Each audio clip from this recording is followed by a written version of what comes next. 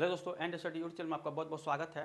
Last class में Hindi class को जो देखे थे उसमें क्लास नंबर 12 हम लोग देखे थे। ठीक है, आज हमारा क्लास नंबर 13 है। ठीक है, रस यहाँ पे हम आज देखेंगे। कुछ लोग कमेंट किए थे कि रस छंद अलंकार बताइए, तो इसको जो है हम लास्ट में पढ़ाने वाले थे, लेकिन अब जो कमेंट किए थे तो हम सोचे इसको पहले ही बता देते हैं। ठीक है, तो यहाँ पे रस देखेंगे, इसके बाद से छंद और अलंकार देखेंगे, उसके बाद से जो हमारा जितना भी चैप्टर बचा है उसको जो है चैप्टर वाइज जो है आगे उसको देख लेंगे। ठीक है, तो चैनल पर नए हैं तो चैनल को सब्सक्राइब, वीडियो को लाइक, अपने यार दोस्तों को शेयर करिए। ठीक है, चैनल पर कोई भी अगर आपको जो क्लास में दिक्कत आ रही है तो उसको जो है यहाँ पे कमेंट करें। ठीक है, थोड़ा सा क्लास डिले हो जा रहा है किसी कारणवश से, लेकिन हम उसको जो है जल्दी से डिले नहीं होने देंगे। पूरा सिलेबस यहाँ पे कंप्लीट होगा। ठीक है, हिंदी का और आपका जो मानसिक अभिरुचि, बुद्धि, लब्धि और तार्किक क्षमता का है उसको पूरा यहाँ पे कंप्लीट कराएंगे। ठीक है, तो चैनल से जुड़े रहिएगा। और कुछ हम जीएस के पार्ट भी बताने वाले हैं, जल्द ही उसको बताएंगे, क्योंकि टाइम अब ज़्यादा दिन नहीं है, तो उसको हम जल्द ही फुलफिल कर लेंगे। ठीक है, तो उत्तर प्रदेश पुलिस कांस्टेबल के रिगार्डिंग क्लास को देख रहे हैं। यहाँ पे देखेंगे रस आपका क्या है। देखिए रस क्या होता है, तो सबसे पहले रस क्या होता है, रस का शाब्दिक अर्थ क्या होता है, आनंद होता है। ठीक है, ये इसके से जुड़ी आपका यहाँ पे कॉन्सेप्ट है कि रस क्या होता है। तो रस का शाब्दिक अर्थ क्या होता है, आनंद होता है। और किसी काव्य को पढ़ने से या सुनने से पाठक को जिस चरम आनंद की अनुभूति होती है उसे क्या कहते हैं, उसे रस कहा जाता है। ठीक है, तो जिस जो है काव्य को पढ़ने से या सुनने से जो अनुभूति होती है उसे आनंद की जो अनुभूति होती है उसको क्या कहते हैं, रस कहते हैं। ठीक है, तो यही आपका रस होता है। यहाँ पे इसके बारे में कुछ और बोला गया कि समांतर रसों की संख्या कितनी मानी जाती है, 9 मानी जाती है। भरत मुनि के अनुसार कितना, 8 रस है। भरत मुनि के अनुसार कितना है, 8। ये भी आपको क्वेश्चन पूछा जा सकता है कि किसके अनुसार इसमें से रसों की संख्या 8 मानी जाती है, तो भरत मुनि। ठीक है, ये भी क्वेश्चन आपको पूछा जा सकता है। ठीक है, यहाँ पे शांत रस को 9वां रस माना जाता है। ठीक है, और यहाँ पे मानने वाले जो है उद्दत है। ठीक है, उद्दत है। वात्सल्य रस को 10वां यहाँ पे रस मानने वाले पंडित विश्वनाथ हैं। भक्ति रस को 11वां रस मानने वाले क्या हैं, भानुदत्त हैं, भानुदत्त गोस्वामी। और प्यान नामक रस के प्रतिष्ठापक कौन है, रुद्रत है। ठीक है, तो ये आपके कुछ यहाँ पे रस से रिलेटेड यहाँ पे कुछ कॉन्सेप्ट था, इसको भी जानिए। ये भी आपके एग्जाम के पॉइंट ऑफ व्यू से इंपॉर्टेंट है। हालांकि हम चैप्टर के क्वेश्चन जो इससे जुड़ी जो क्वेश्चन पूछा है उसको देखेंगे, आपको अंदाजा लग जाएगा क्वेश्चन किस तरह से पूछा गया। ठीक है, तो हमने सोचा थोड़ा सा इसका जो है कॉन्सेप्ट को देख लेते हैं। अब देखिए यहाँ पे रस के अंग क्या होते हैं। ठीक है, तो जो रस के अंग है ये है मुख्यतः रस के कितने, 4 अंग पाए जाते हैं। ठीक है, माने जाते हैं इस प्रकार है। पहला क्या है, अस्थाई भाव। दूसरा क्या है, विभाव। अस्थाई भाव, विभाव, अनुभाव और संचारी भाव, व्यभिचारी भाव। ठीक है, तो ये आपके कितने अंग है, 4 अंग है। ठीक है, अस्थाई भाव, ठीक है, विभाव, अनुभाव, संचारी भाव अथवा व्यभिचारी भाव। तो ये आपके 4 यहाँ पे अंग हैं रस के। ठीक है, तो इसको यहाँ पे जानिए। पहले हम अस्थाई भाव के बारे में देखेंगे। तो अस्थाई भाव देखिए यहाँ पे है, रस रूप में परिणत होने वाला तथा मनुष्य के हृदय में, ये आपका अस्थाई भाव है कि रस रूप में परिणत होने वाला तथा मनुष्य के हृदय में जो भाव अस्थाई रूप से विद्यमान रहते हैं उन्हें अस्थाई भाव कहते हैं। ठीक है,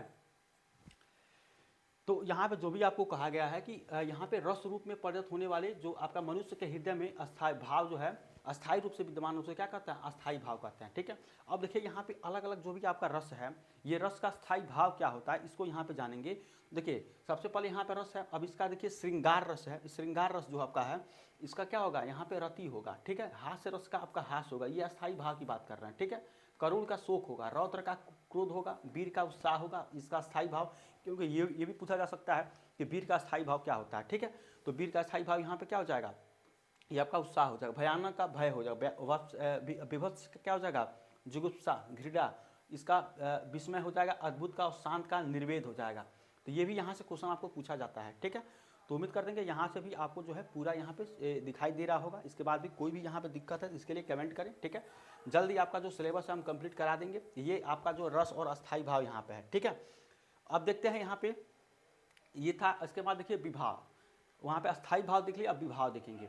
तो देखिए विभाव क्या होता है यहाँ पे कि जिन परिस्थितियों के कारण अस्थाई भाव जो है, जिन परिस्थितियों के कारण अस्थाई भाव जागृत तथा तीव्र होता है उन्हें विभाव कहते हैं। ठीक है, जिस परिस्थितियों के कारण अस्थाई भाव जागृत तथा तीव्र होता है उसे क्या कहते हैं, विभाव यहाँ पे कहते हैं। ठीक है, और विभाव ही अस्थाई भाव का कारण होता है। ठीक है, विभाव ही अस्थाई भाव का कारण होता है।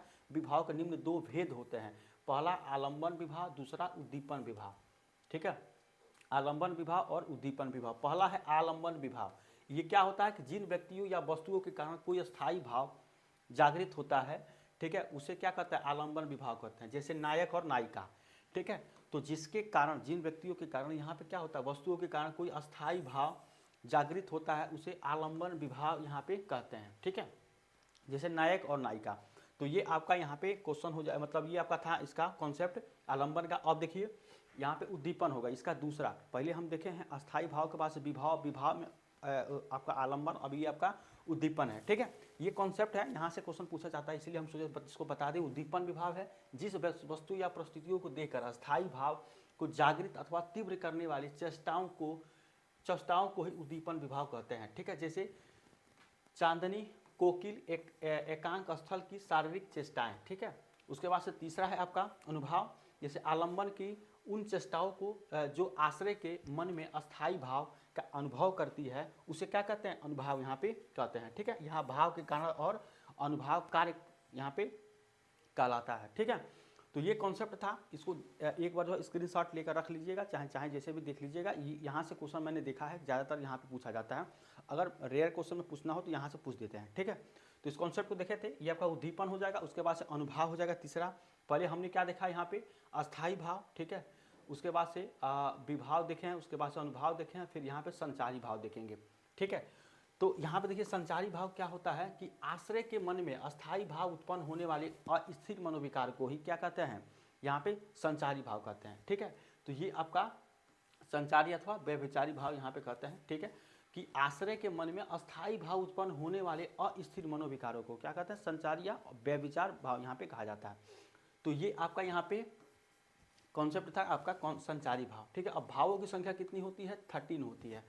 ठीक है, जैसे आपके निर्वेद है, विषाद है, अविहित्या है, आवेग है, व्याधि है, निद्रा है, दैन है, आलस्य है, ये सब सारे आपके क्या हैं, भाव है। अमर्ष है, विबोध है, श्रम, हर्ष, उन्माद, जड़ता, असूया, अपस्मार, उग्रता, गर्व, स्मृति। ठीक है, ये सब सारे आपके क्या हैं, भावों की संख्या है। इसकी कितनी संख्या मानी गई है, 33। ठीक है, तो इसको यहाँ पे ध्यान में देंगे, ये आपका हो जाएगा।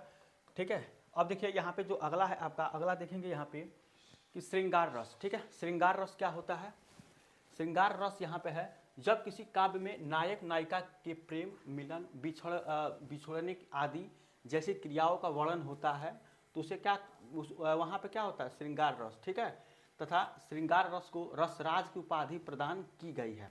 ठीक है, जो श्रृंगार रस है क्या है, जब किसी काव्य में नायक नायिका के प्रेम, मिलन, बिछुड़ने आदि की जैसे क्रियाओं का वर्णन होता है वहाँ पर श्रृंगार रस यहाँ पे आपका जो है ये होता है। ठीक है, तथा श्रृंगार रस को रसराज की उपाधि यहाँ पे प्रदान की गई है। ठीक है, और इसके कितने भेद होते हैं, 2 भेद बताए गए हैं। ठीक है, पहला है आपका संयोग श्रृंगार। ठीक है, तो संयोग श्रृंगार क्या होता है, यहाँ श्रृंगार रस के 2 भेद बताया गया। पहला संयोग श्रृंगार है, जैसे कि आप देखेंगे जहाँ नायक और नायिका के मिलन की दशा में प्रेम के चित्र का वर्णन होता है वहाँ पे क्या होता है, संयोग श्रृंगार रस होता है। ठीक है, उसके बाद इसका उदाहरण देखिए, यहाँ पे संयोग श्रृंगार यहाँ पे देख लिए मतलब क्या होता है, जहाँ नायक और नायिका के मिलन के दशा में प्रेम के चित्र का। अब देखिए यहाँ पे जो कॉन्सेप्ट है हम ऐसे बता रहे हैं, लेकिन अगर आप जब इसका क्वेश्चन देखेंगे तब आपको समझ में आएगा कि हमको क्वेश्चन किस तरह से करना है। ठीक है, यहाँ पे कॉन्सेप्ट को पहले ध्यान से इसको पढ़िए, तो उसके बाद से आप जो है यहाँ पे कर ले जाएंगे। उदाहरण है कि कर मुंदरी की ओर सी प्रतिबिंबन प्यो पाई, पीठ दिए निधरक लखे, इकटक ढीडी लगाई। ठीक है, तो ये इसका एग्जाम्पल था यहाँ पे आपका कि यहाँ पे जहाँ नायक और नायिका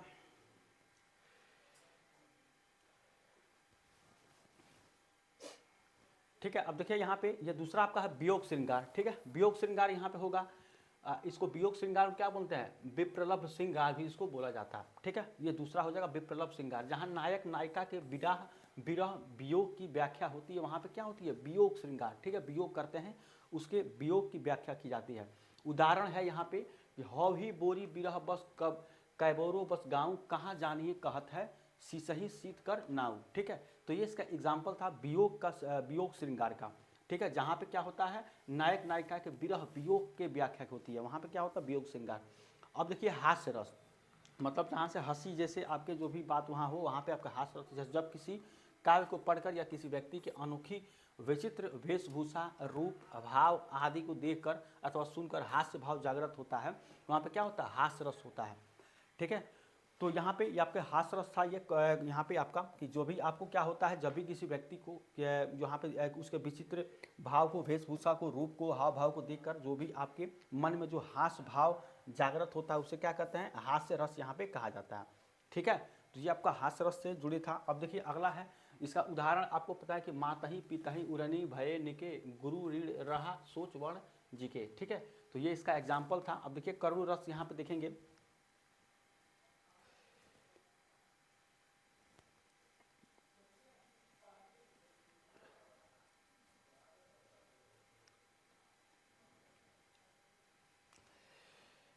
ठीक है। तो यहाँ पे करुण रस देखिए, करुण रस है कि जब कोई प्रिय वस्तु या व्यक्ति के समाप्त अथवा उनके नाश के भय से हृदय में उत्पन्न दुख की स्थिति को शोक या करुण रस कहा जाता है, ठीक है। जब कोई प्रिय जो आपके जो है प्रिय वस्तु है या व्यक्ति के समाप्त अथवा उसके नाश के भय से हृदय में जो दुख उत्पन्न होता है वो क्या कहलाता है आपका, वो करुण रस यहाँ पे कहलाता है, ठीक है। तो इसको याद रखिए। उदाहरण में आपका है कि अर्ध रीति गई कपि नाही आवा राम उठाई अनुजा उरलावा, ठीक है। सकई न दुखित देखे मोहि काहू बंधु सदा तो मृदुल स्वभाव, ठीक है। तो ये इसका एग्जाम्पल था। अगला देखिए रौद्र रूप क्या होता है, ठीक है। रौद्र मतलब जहाँ से गुस्सा वाली जो आपकी जो वहाँ पे दिख रहा हो विचित्र, ठीक है।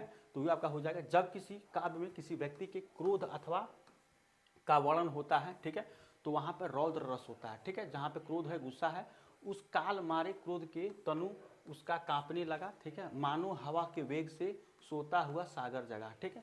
तो ये आपका क्या था, यहाँ पे इसका एग्जाम्पल था। यहाँ से अगर देखेंगे यहाँ पे ये आपका एग्जाम्पल था, लेकिन इसमें रौद्र रूप में क्या होता है, जहाँ पे क्रोध दिखाई दे, गुस्सा दिखाई दे, वहाँ पे क्या होता है, रौद्र रस उसको कहते हैं, ठीक है। तो आपका क्या होगा, यहाँ पे इसी तरह से आपको दोहा दिया रहेगा, दोहा को देकर आपको पूछेगा इसमें से कौन सा रस है, ठीक है।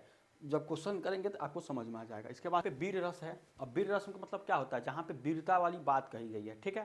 तो ये आपका क्या होती है, यहाँ पे वीर रस, जब किसी काव्य में किसी व्यक्ति के वीरता का वर्णन होता है तो वहाँ पे क्या होता है, वीर रस होता है, ठीक है। यहाँ से इसका एग्जाम्पल्स है, ठीक है। एग्जाम्पल नीचे लिखना चाहिए। सौमित्री से घननाद का रव सिर भी नहीं सह गया निज शत्रु को देखे बिना उससे तनिक नहीं रहा गया, ठीक है। तो यहाँ पे ये इसका एग्जाम्पल था वीर रस का, ठीक है। तो अब देखिए ये आपका वीर रस यहाँ पे हो गया। मैं कोशिश करूँगा कि जो भी यहाँ पे दोहा डायरेक्ट यहाँ पे ज़्यादा ना देखें, आप यहाँ से देख लीजिएगा, ठीक है। उसके बाद से इसका जो क्वेश्चन है वहाँ क्वेश्चन से ज़्यादा हम यहाँ पे करने की कोशिश करेंगे। आप देखिएगा क्वेश्चन से भयानक रस है, तो भयानक रस में भी क्या होता है, यहाँ पे जब किसी काव्य को पढ़कर मन में भय उत्पन्न हो या काव्य में किसी के कार्य के किसी के भयभीत होने का वर्णन हो, तो वहाँ पर क्या होता है, भयानक रस होता है, ठीक है। जैसे लंका की सेना तो कपि के गर्जन रव से कांप गई, ठीक है, हनुमान के भीषण दर्शन से विनाश ही भांप गई, ठीक है। तो यहाँ पे क्या हुआ, ये भयानक रस है, ठीक है। इसका एग्जाम्पल था। तो आपको किसी काव्य को पढ़कर मन में भय उत्पन्न हो या काव्य के किसी कार्य के होने से भयभीत होने का वर्णन हो, तो वहाँ पे क्या होता है, भयानक रस होता है, ठीक है। तो यहाँ पे ये आपका भयानक, देखिए यहाँ पे क्वेश्चन देखेंगे। ये आपका क्वेश्चन है कि निम्नलिखित प्रश्न में 4 विकल्पों में से उस सही विकल्प का चयन करें जो बताता है कि संयोग और वियोग किस रस के रूप है। अब देखिए यहाँ पे सबसे पहले अभी हम देखें श्रृंगार रस, ठीक है। आप ध्यान होगा तो वहाँ पे संयोग और वियोग का जो होता था तो उसमें क्या होता था, श्रृंगार रस, ठीक है। अभी यहाँ पे पढ़े हैं तो क्वेश्चन देखिए कैसे कह रहा है कि आपको संयोग और वियोग किस रस के रूप हैं, ये किसके रस के रूप के हैं, तो श्रृंगार रस की, ठीक है। श्रृंगार रस के संयोग और वियोग, देखिए क्वेश्चन किस तरह पूछे, इसीलिए कॉन्सेप्ट आपको दिखना बहुत जरूरी है। और आप देखेंगे कॉन्सेप्ट यहाँ पे तो क्या था आपका, यहाँ पे देखेंगे तो ये तो इसका था, ठीक है। इसके बाद से देखिए ये आपका स्थायी भाव में है। इसके बाद से आपका यहाँ पे देखिए जैसे श्रृंगार रस है, ठीक है। इसका स्थायी भाव क्या है, रति है, ठीक है। तो यहाँ पे हम एक ही चीज़ देख रहे थे, विभाव हुआ, अनुभाव हुआ, ठीक है। देखिए यहाँ पे क्या है आपका रस के अंतर्गत आता था, यहाँ पे ये भाव की संख्या ये आपकी मानी गई। उसके बाद से अगर आप देखें यहाँ पे श्रृंगार रस, जब किसी काव्य में नायक नायिका का मिलन के बिछड़ने के आता है तथा श्रृंगार रस की रसराज की उपाधि प्रदान की। इसके 2 भेद होते हैं, संयोग रस, संयोग श्रृंगार, और क्या होता है, वियोग श्रृंगार। यहाँ पे देखिए वियोग श्रृंगार, ठीक है। तो यही आपको संयोग और वियोग किसके अंतर्गत आता है, श्रृंगार रस के अंतर्गत आता है। यहाँ पे अगर आप देखें तो ये आपका श्रृंगार रस हुआ और इसमें क्या हुआ, संयोग श्रृंगार और वियोग श्रृंगार। यही क्वेश्चन आपको यहाँ पूछा गया था। अगर आप ध्यान दे रहे हो तो क्वेश्चन आपको यहीं पे पूछा गया था कि क्वेश्चन में आपका जो है क्या होगा, ठीक है। यहाँ पे जो क्वेश्चन पूछा गया है कि निम्नलिखित में से जो आपके 4 है यहाँ पे संयोग और वियोग किस रस के रूप है, तो संयोग और जो श्रृंगार रस के क्या है, संयोग और वियोग, ठीक है। तो इसीलिए कॉन्सेप्ट को यहाँ बता रहे थे, ठीक है। इसके बाद भी कोई भी यहाँ पे दिक्कत आप उसके लिए बताइए। तो यहाँ पे क्या हो जाएगा, श्रृंगार रस हो जाएगा, ठीक है। ठीक है, यहाँ पे अगला क्वेश्चन आपका कह रहा है रस का संबंध किस धातु से माना जाता है, ठीक है। तो रस का संबंध किस धातु से माना जाता है? इसका होता है श्री से, ठीक है, श्री धातु से रस का संबंध यहाँ पे माना जाता है, ठीक है। ऑप्शन नंबर ए इसका आंसर होगा, ठीक है। क्वेश्चन देखिए आपको इस द्वितीय में, अब द्वितीय पाली पूछा गया था, ठीक है, 27/1/2019 का। ये क्वेश्चन कितना आसान था, ठीक है। तो रस का संबंध किससे माना जाता है? तो श्री से माना जाता है, इसका ऑप्शन नंबर ए होगा, ठीक है। अब देखिए यहाँ पे निम्नलिखित प्रश्न में 4 विकल्प दिए गए, ठीक है। यहाँ पे चयन करना है, कह रहा है कि जो बताता है कि जहाँ किसी हानि के कारण शोक भाव उत्पत्ति होता है, वहाँ पे किस भाव की उत्पत्ति। अब देखिए अभी हम लोग देखे हैं कि किस भाव का होता है, जहाँ पे दुख हो, मतलब दुख होता है, शोक होता है, ठीक है, तो वहाँ पे कौन सा आपका होता है? तो करुण रस, ठीक है, करुण रस यहाँ पे होता है। देखिए इसी तरह से क्वेश्चन आपको पूछता है, कितना आसान क्वेश्चन था। तो कॉन्सेप्ट को आप थोड़ा सा अच्छे से पढ़िएगा, कॉन्सेप्ट को अगर आप अच्छे से नहीं पढ़िएगा तो क्वेश्चन आप नहीं पकड़ पाएंगे। मैंने ऐसे बहुत सारे क्वेश्चन कॉन्सेप्ट को ऐसे बहुत ज़्यादा एजिटिव बता दिया, लेकिन आपको क्या करना है, उसका स्क्रीनशॉट लेकर उसको पढ़ना है, ठीक है। उसको पढ़िएगा, चाहे जैसे भी लिख लीजिएगा उसको अच्छे से। उसके बाद ये क्वेश्चन को भी वहाँ पे चाहे तो अपने नोट्स में लिख लीजिएगा एक बार, ठीक है, क्योंकि सारा ये प्रीवियस ईयर का क्वेश्चन है, ठीक है। जब इसको करेंगे तभी आपको यहाँ पे कॉन्फिडेंस होगा, ठीक है। तो ये आपका करुण रस हो जाएगा, जहाँ पे शोक भाव उत्पत्ति होती है वहाँ पे क्या होता है? आपका करुण होता है, ठीक है। अब देखिए रसों का राजा किस, देखिए यहाँ पे क्वेश्चन है कि रसों का राजा किस रस को कहा जाता है, ठीक है। तो रसों का राजा किसे कहा जाता है? श्रृंगार रस को रसों का राजा यहाँ पे कहा जाता है, ठीक है, श्रृंगार रस। और श्रृंगार रस होता क्या है कि जब नायक और नायिका के मन में, ठीक है, जो आपका नायक और नायिका के मन में जो आपके संस्कार के रूप, जो आपकी अवस्था होती है, संस्कार की अवस्था होती है, उसका जो है रस का भाव वहाँ पे उत्पन्न होता है, तो वहाँ पे क्या होता है? आपका श्रृंगार रस होता है, ठीक है। तो ये आपका यहाँ पे कि रसों का राजा किसे कहते हैं? तो क्या कहते हैं? श्रृंगार रस यहाँ पे कहा जाता है, ठीक है। ये भी क्वेश्चन बहुत अच्छा था। क्वेश्चन यहाँ पे वीर रस का स्थायी भाव का है। देखिए हमने अभी देखा है अस्थायी भाव, विभाव, और वहाँ पे रस और उसका स्थायी भाव देखे थे, शुरू में देखे थे। जैसा कि आप देखें यहाँ पे हम देखें तो देखिए यहाँ पे है आपका कारा वीर रस। अब देखिए वीर रस का अस्थायी भाव यहाँ पूछ रहा है आपको क्वेश्चन में, ठीक है। तो वीर रस का अस्थायी भाव क्या है? उत्साह है, ठीक है। तो इसको एक बार अच्छे से याद कर लीजिएगा। यहाँ पे ये काफ़ी इंपॉर्टेंट है आपके एग्जाम के पॉइंट ऑफ व्यू से। डायरेक्ट पूछ रहा कि जो है इस रस का क्या है, जैसे मान ली विभत्स का अस्थायी रस क्या है? जुगुप्सा, घृणा, ठीक है। डायरेक्ट आपको एग्जाम में पूछा जा सकता है, ठीक है। तो इसको ध्यान से यहाँ पे देख लीजिएगा एक बार। अब देखिए जो क्वेश्चन है आपका यहाँ पे कहा गया है, ये आपका श्रृंगार रस था। अगला क्वेश्चन ये है कि वीर रस का स्थायी भाव क्या है? क्या होता है आपका? उत्साह होता है, ठीक है। उत्साह होता है वीर रस का अस्थायी भाव, ठीक है, जैसा कि आपने देखा है। अब देखिए इसके बाद से अगला है यहाँ पे वीर रस का स्थायी भाव होता है। देखिए वही क्वेश्चन फिर रिपीट हो गया है, यहाँ पे उत्साही होगा, ठीक है। इसके बाद से अगला देखिए अद्भुत रस का स्थायी भाव क्या है? अब देखिए अद्भुत रस, अभी हम देखें वहाँ पे अद्भुत रस का भी क्या है आपका? यहाँ पे हो जाएगा अद्भुत विस्मय, ठीक है, विस्मय हो जाएगा इसका अद्भुत का, ठीक है। जैसा कि अभी हम देखे हैं, तो उसको एक बार और देख लीजिए चाहे तो आपका, ठीक है। इसको एक बार और देख लीजिए यहाँ पे अद्भुत। अब देखिए यहाँ पे क्या है? अद्भुत का क्या है? विस्मय, ठीक है, यहाँ पे विस्मय हो जाएगा। तो इसको एक बार याद करना पड़ेगा, ठीक है, इसलिए हम यहाँ पे दे दिए हैं। आप चाहें तो इसका जो स्क्रीनशॉट लेकर रख के और उसको देख सकते हैं, ठीक है। अब देखिए यहाँ पे आपका, यहाँ पे देखिए यहाँ पे जो है आपका क्या है, अगला देखेंगे। अगला देखिए ये तो आपका क्वेश्चन हो गया है, ये क्वेश्चन हो गया। फिर से आपको देखिए यहाँ पे ये क्वेश्चन है, ये क्वेश्चन है करुण रस का स्थायी भाव क्या है? देखिए करुण रस मतलब क्या है? शोक, शोक दुख की बात होती है। तो ऑप्शन नंबर बी आंसर हो जाएगा। करुण रस का स्थायी भाव क्या होगा? दुख हो जाएगा, शोक हो जाएगा, ठीक है। देखिए कितना आसान क्वेश्चन है। रस से क्वेश्चन अगर आता है तो आप इजीली उसको सॉल्व कर लेंगे। सारा क्वेश्चन देखिए 2018 का है, जैसे 2019 का था, ठीक है। तो इस तरह से क्वेश्चन आपको पूछा गया। अब देखिए अगला क्वेश्चन हास्य रस का स्थायी भाव क्या है? भाई हास्य रस का क्या है? हास्य होगा यहाँ पे, हास्य, ठीक है, हास्य रस का अस्थायी भाव। तो ऑप्शन नंबर ए इसका आंसर हो जाएगा। बस आपको अस्थाई रस और अस्थाई भाव उसको पूरा कंप्लीट याद रखना है।